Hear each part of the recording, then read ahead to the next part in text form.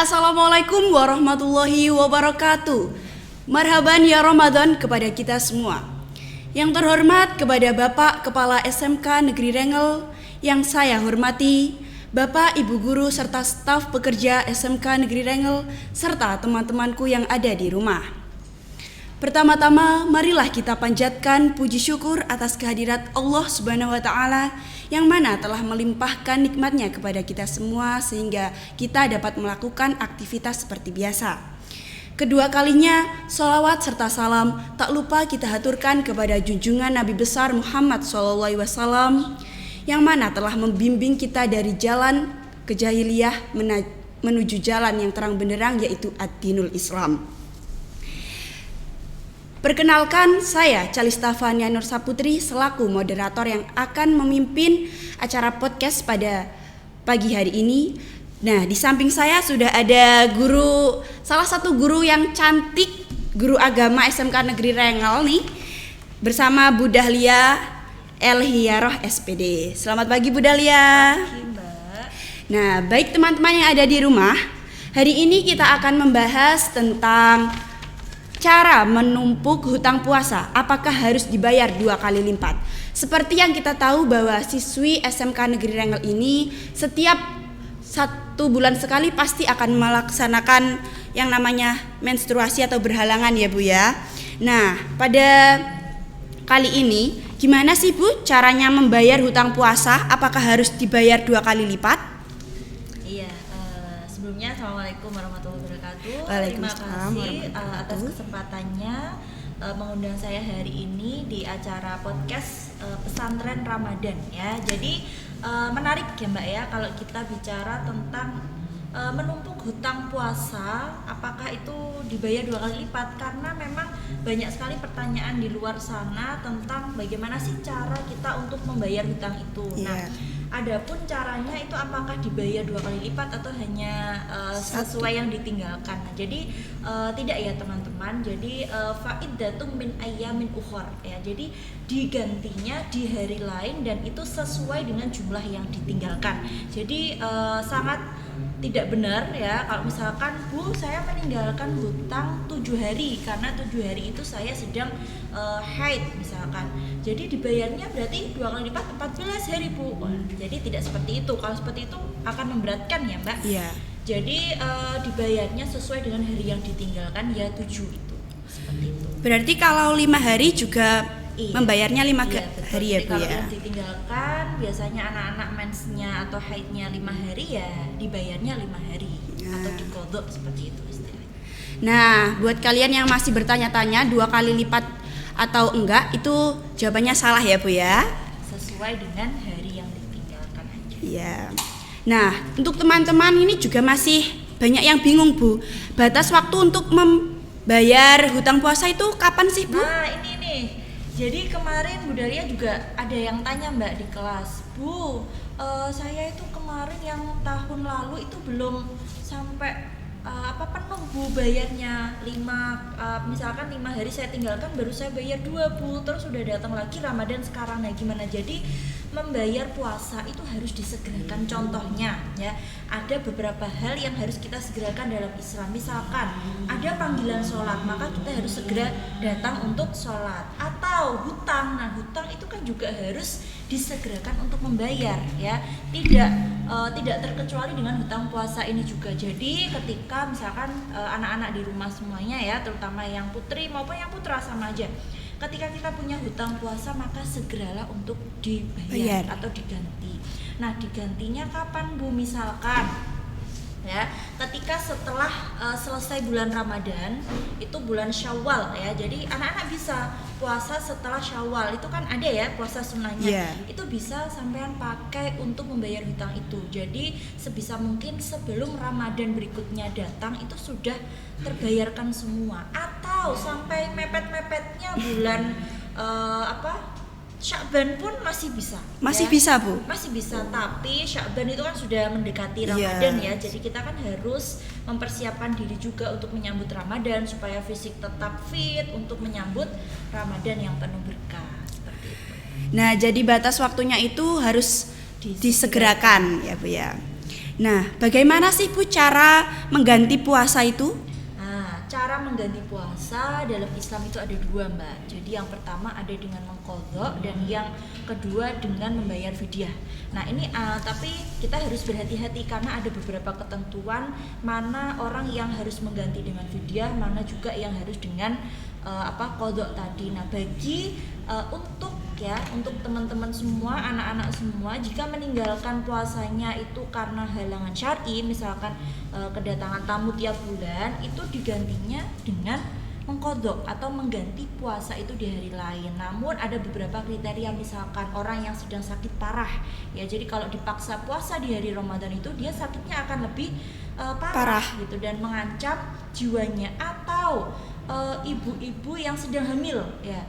Dan itu atas saran dari dokter, misalkan keadaan kandungannya atau anak yang di dalam rahimnya itu dikhawatirkan nanti terjadi apa-apa, ya akhirnya dokter memberikan saran agar si ibu itu nggak puasa, itu boleh dibayar dengan fidyah, ya. Jadi itu tidak semuanya gitu. Jadi ada beberapa kriteria mana yang fidyah dan mana yang qadha. Jadi ada golongan tertentu ya Bu ya. Betul. Nah, untuk selanjutnya nih yang masih dipertanyakan oleh siswi SMK Negeri Rengel. Kapan sih Bu? Banyak ya pertanyaannya. Oh, banyak banget nih Bu. Ada berapa nih? 20 mungkin Bu. Bisa 2 jam nih. Kapan nih hari-hari yang diharamkan untuk puasa atau mengganti hutang puasa? Nah, jadi ada beberapa hari atau waktu yang kita nggak boleh puasa. Ya, meskipun kita orang Islam ya kan, katanya kita harus sering berpuasa, tapi memang ada beberapa hari yang nggak boleh. Contohnya yaitu hari tasyrik. Hari tasyrik itu apa? 2 kali hari raya, yaitu Idul Fitri dan Idul Adha. Jadi 1 Syawal dan 10 Dzulhijjah itu nggak boleh berpuasa karena itu hukumnya haram. Haram Bu. Haram, itu namanya hari tasyrik. Kemudian 3 hari setelah Idul Adha. Itu nggak boleh Bu? Nggak boleh, itu juga masuk hari tasyrik, yaitu di tanggal 11, 12 dan 13 Dzulhijjah. Karena itu kan kita disunahkan untuk ikut menikmati dari makanan kurban. Nah, seperti itu. Kemudian juga kita harus tahu ada namanya puasa wasol. Nah, kayak gimana itu Bu? Puasa wasol itu puasa yang terus menerus. Jadi itu nggak boleh, misalkan puasa 2 bulan berturut-turut, itu nggak boleh. Ya. Nggak boleh Bu? Nggak boleh. Bolehnya itu yang dianjurkan seperti yang dicontohkan Nabi Muhammad SAW, ya, puasanya yang diperbolehkan misalkan puasa sunnah Senin Kamis itu boleh, atau puasa Ayyamul Bid, ya, atau puasa biasanya kita sebutnya puasa Daud, ya, jadi Senin puasa, Selasa enggak, Rabu puasa, Kamis enggak, dan seterusnya itu boleh. Tapi kalau yang puasa wasol terus menerus itu yang tidak boleh. Jadi masih banyak kan ya hari-hari yang bisa digunakan untuk mengqadha dari puasa Ramadan itu sendiri. Ya. Nah, untuk siswa-siswi SMK Negeri Rengel yang bingung tadi sudah bisa atau ya dijelaskan sama Bu Dahlia. Nah, ada lagi nih pertanyaan dari siswi SMK Negeri Rengel nih Bu. Bagaimana jika ada orang yang sengaja tidak puasa, itu hukumnya gimana Bu? Pasti ini ya, oke. Hukum bagi orang yang sengaja meninggalkan puasa. Ya, namanya manusia itu kan tempatnya salah dan lupa ya. Nah, ada juga yang sengaja. Nah, entah itu sengaja maupun tidak sengaja itu masuk pada kesalahan dari diri kita sendiri. Nah, gimana nih, biasanya anak-anak cowok juga ada nih ya yang sengaja tidak puasa, misalkan pulang dari pesantren Ramadan ya, dijak koncone ya, diajak temannya, ayo menggok nek warung bakso, ayo ngopi Bu. Nah, walaupun warungnya ada kebernya ya, ada penutupnya, itu tetap gak boleh ya, karena dia dengan sengaja meninggalkan puasa. Nah, bagaimana Bu kalau terjadi seperti itu? Nah, yang pertama kita apa yang harus dilakukan yaitu taubatan nasuha, taubat dengan sebenar-benarnya ya. Zaman bertobat kepada Allah, memohon ampun ya. Karena apa? Sengaja tidak berpuasa, padahal tidak ada halangan apapun ya, kecuali misalkan saman bepergian, itu kan menjadi musafir, kan boleh ya nggak puasa ya. Atau saman sedang sakit parah ya, dua loro jantung misalkan ya, nggak punya penyakit jantung misalkan, akhirnya dia nggak berpuasa, itu kan boleh. Tapi kalau sengaja itu kan dosa ya. Jadi yang pertama taubatan nasuha, yang kedua apa? Memperbarui niat. ya. Niat puasa itu kan hanya karena Allah semata, tidak ada ya niat karena orang lain, karena salah satu ibadah yang memang itu kita spesialkan ya untuk Allah itu ya puasa itu, karena yang tahu kita berpuasa dan tidak itu hanya Allah. Ya. Saman bilang ke temenmu aku poso, nah saman pura-pura bibirnya kering ya, dikeringkan sampai pokoknya kelihatan pecah-pecah gitu Bu ya. Padahal nyampe rumah buka kulkas minum air dingin. Nah kita kan Duh, nggak tahu, seger. yang tahu kan hanya Allah. Nah itu kemudian yang terakhir apa, mengkodok tadi, mengkodok di hari yang lain. Tetap ya mas-masnya mbak-mbaknya sama, kalau nggak berpuasa dengan sengaja tetap harus diganti di hari yang lain. Tidak ada alasan tidak mengganti. Berarti hukumnya kalau sengaja meninggalkan puasa itu haram Bu ya? Dosa. Iya, dosa berat itu ya. Karena puasa Ramadan itu kan wajib ya. Wajib bagi seluruh umat muslim yang ada di Indonesia maupun di dunia ya, baik itu perempuan atau laki-laki sama. Soalnya juga puasa kan pahalanya itu diperlipat gandakan ya Bu ya? Iya, betul. Baik, terima kasih Bu Dahlia atas informasi-informasi yang telah disampaikan.